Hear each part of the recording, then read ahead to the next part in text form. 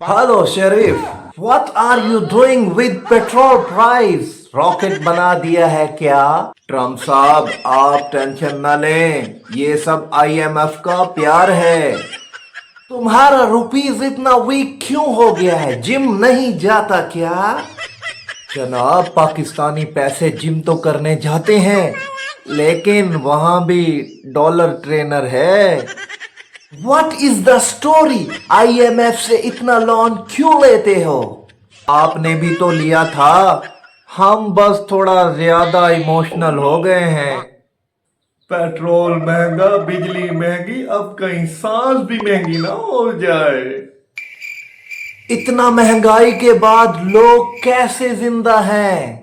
जनाब, पाकिस्तान है ये, लोग एडजस्ट कर लेते हैं। इफ आई वॉज देयर, मैं वहां होता तो सब ठीक कर देता। आप ट्विटर पर ही ठीक लगते हैं। पेट्रोल ऊपर, डॉलर ऊपर, कॉमेडी भी ऊपर। सब्सक्राइब करो वरना टैक्स लग जाएगा।